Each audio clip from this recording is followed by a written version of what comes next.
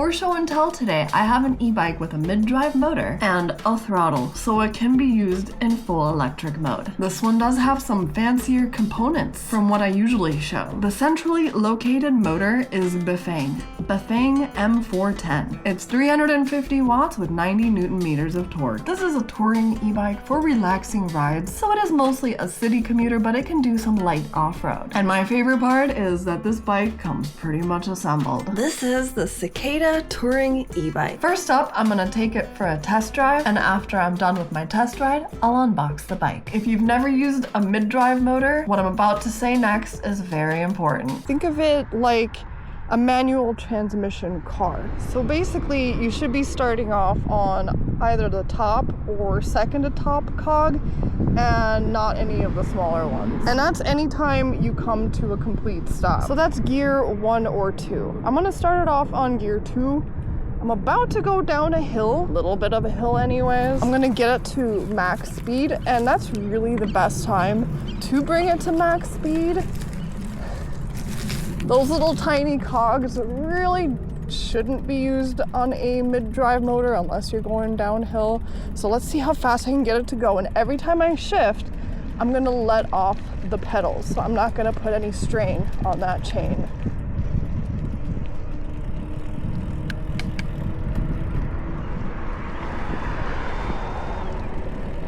So yeah, the best time to bring it to that smallest cog and go top speed is when you're going down a hill. Here, I got it to, I believe it was 19.4 or 19.6 miles per hour.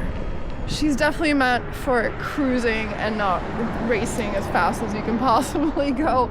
Really, the only time you should be using gear 8, even 7, is when you're going really fast down a hill. Well, technically, I don't completely have to stop pedaling when I'm switching gears. I can slow my pedaling down, but this takes more practice. I don't even know if I have enough to do this. Just ever so lightly touch the brake to disengage that motor. So let's try the other 2 methods.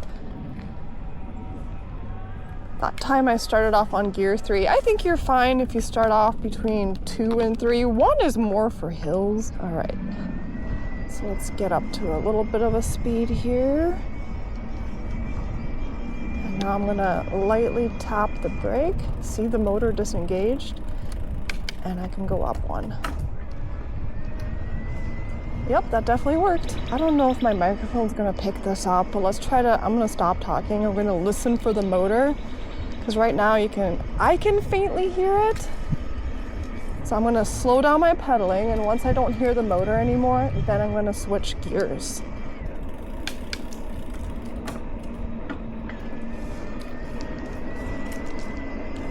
So that's 3 different ways to shift the gear. 1 is just to stop pedaling, the other one is to slow it down, and the most complicated one is just to lightly hold down the brake, not so much that the pads squeeze the rotor and stop the bike, but just enough where you don't hear the motor operating anymore. Here I am slowing down to a stop, and basically the same rules apply as when I'm starting up. So when I'm slowing down, I do have to downshift so that when I start back up again, I'm not on a high gear. So please, if you do get a mid-drive motor, don't just leave it on 1 gear and call it a day. This is one of those rare cases with an e-bike where shifting actually matters. A mid-drive motor is more of a workout, I will say that. But if you feel tired, you don't feel like pedaling anymore, this is a mid-drive motor with a throttle. So it does have full electric mode, and the throttle does work from a dead stop. So you don't have to pedal and then engage the throttle. Now, I should probably ask the company if it's better for the motor to do it that way. That would be a good question for them, because honestly, I'm not sure. Yes, I found out you can absolutely use the throttle from a complete stop. However, because it is a mid-drive motor, you should still start off in a lower gear, even if you're using it on full electric mode. So definitely avoid using the throttle in high gear, and also avoid going full throttle right before a steep hill and when you're shifting under a heavy load. Using this type of motor correctly will definitely extend its lifespan, but also luckily on the plus side, this system does have built-in current limits and thermal rollback protection. I got it on pedal assist 5. Throttle only. Let's see how fast it goes.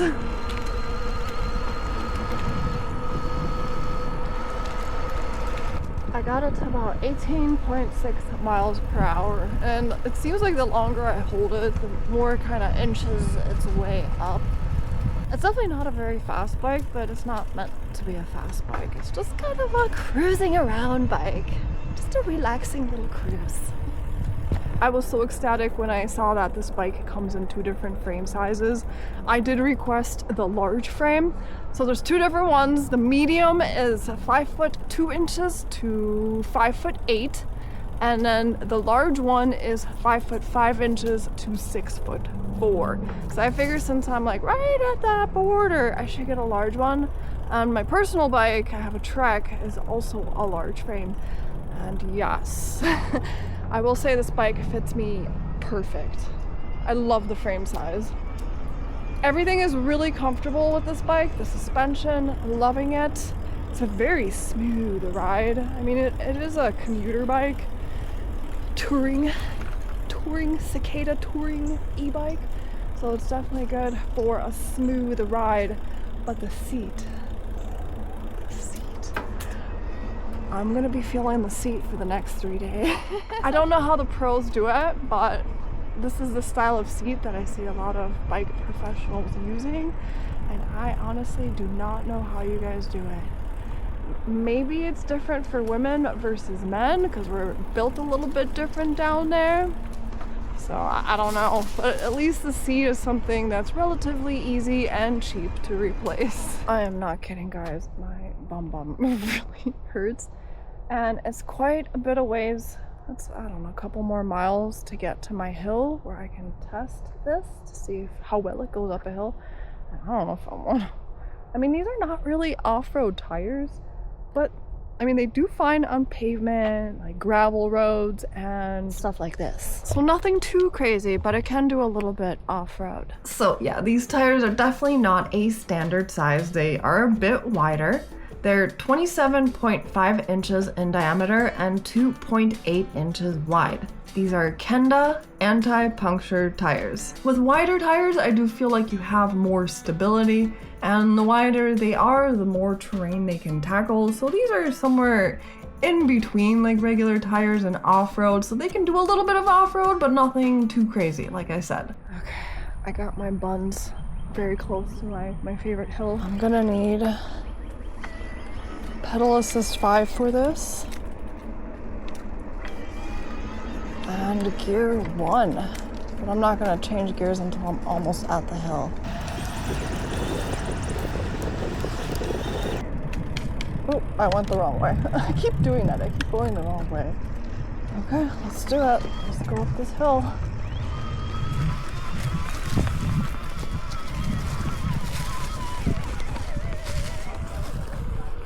It did it! I could most definitely feel the motor straining a little bit there.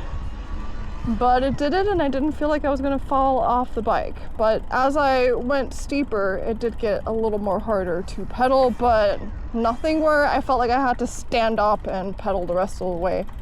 So, yeah. I'm gonna pause my ride for a second here and talk about the components on the bike. A very important feature on a bike are the brakes. These are hydraulic disc brakes. Hydraulic disc brakes are a little more maintenance because they use oil to stop instead of a cable, but they are more responsive. And something I've never seen before on any e-bike, a quick release, but not just on the front wheel, on the back wheel as well. I have seen this before, but only on higher end, more expensive bikes. This next part really isn't component, it's more drivetrain. This bike is equipped with a microshift 8-speed gear shift system. The body or frame of the bike is aluminum, 6061 aluminum alloy. The bike weighs 59.52 pounds and it can carry a maximum of 330 0.69 pounds or 150 kilograms. And if you're wondering about warranty, the frame is 5 years, the suspension fork 2 years, rigid fork 2 years, electronics excluding the battery 2 years, and the battery up to 600 charges or 2 years, whichever comes first. It is a fancy bike with some more expensive fancy parts on it, but the screen, even though it's Bafang, not that fancy, it's very small. And it came in kilometers. I'm in the US, so we're the only ones that don't use kilometers. I'm gonna change that. I'm gonna click plus and minus at the same time to get me into the menu. And let's see, where is it? Display settings. I'm gonna click on the power button, unit, click on the power button, and we're gonna go to Imperial. I'm actually gonna go back in here and change the brightness as well. It's currently at 50%. Let's go to 100. To turn on the lights, you hold down the plus button until the light comes on. And that also turns on the rear light. You can use this as a regular bike. See where it says 0? That means you're getting 0 assistance from the motor. If you put it on 1, you're on eco mode. You're getting 35% assistance from the motor, so it's using 35% of the motor's power. 2 is called cruise, 50% assistance. 3 is sport, 65%. 4 is called hill. It says suitable for accelerating, but I guess for hills as well. So you're using 90% power from the motor. And 5 is turbo, 100% motor power. Here on the screen, it'll show you the range for every pedal assist mode. 0, it's infinite, it's just a regular bike not using the motor. And then pedal assist 1, it'll show a range of up to 63 miles. And I'm gonna go through all of these just to show you what the screen shows, but it's not 100% accurate. The actual range depends on a bunch of different factors: terrain, rider weight, wind resistance, cadence, temperature, etc. So according to the company, you could get the max range up to about 120 miles on pedal assist 1 under ideal conditions. I put about 14 miles on the bike, and at the end of my ride, it showed I still had about 55 miles left. However, I wasn't just using it on pedal assist 1, I was mostly using it on pedal assist 5 actually. Between 3 and 5, but mostly 5. So I feel like the screen's not entirely accurate, but it's also not wrong. There's a lot of factors that go into range. Since that motor is centrally located on the bike, it does provide a more balanced weight distribution. Oftentimes with hub motors, I feel like bikes are a bit heavy in the rear. Like with my last video when the front was lifting up. I don't have that issue with this bike. With the motor located in this position, it improves overall traction, stability, and control. And I also think it feels more like an actual bicycle. Aside from the seat, I do not like you. I find it really hard to know what gear I'm in. I just feel like this could have been done a bit better. The screen is small, it's very basic, nothing flashy. It just gives me the information I need and nothing else. I don't find it hard to read, even in bright sunlight. Next up, I'm gonna unbox this bike, and this is my favorite unboxing that I've ever done on a bike that's this size. For reference, I am 5'8", and this is the tiniest box I've ever gotten. It's huge. This was delivered by Freight, and it's fragile. That's what's in the box. There might also be an e-bike that's mostly assembled. If it's this big, the bike's gotta be mostly assembled, right?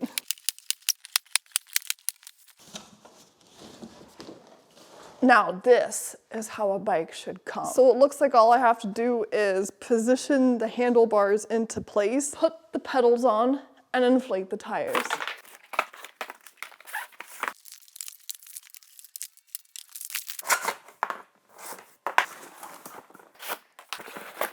The wheels desperately need some air, so that's the first thing I'm gonna do. On the tires, it says to inflate between 15 and 35 PSI. I think I'm gonna do something in the middle, like 25. We'll see how that goes. But since they're so flat and they are kind of wider tires, like they're not fat tires, but they're definitely bigger than standard tires, I'm gonna lift the bike while I'm doing this. The reason I lift the bike up is because in the past I didn't once. and the inner tube came out the side. Before I proceed, let's see what's in these. That is a massive manual for a mostly assembled bike. In here, yes. Guess what I just realized? I had my camera set to manual focus. So I wonder how blurry everything came out before this clip.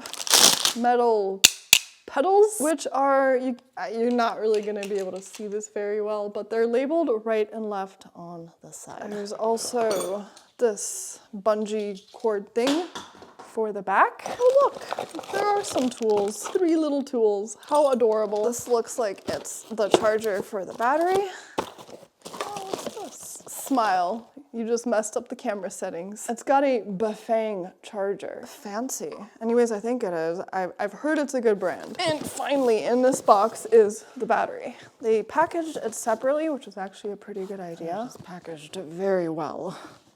Very well indeed.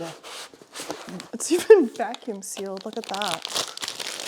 This is also Bafang. 48 volts, 15 ampere hour. I was really hoping I could ride the bike today, but there's this little button here and it kind of shows you how much juice is in the battery. You're probably not going to be able to see, but it is on red. It needs a full charge. And I can charge this while it's off the bike or on the bike. I need these handlebars straight, so I'm going to loosen up the screw, and there's one on the other side. So once I think I have them centered, I guess I can always readjust them. I'm going to go ahead and tighten down those screws.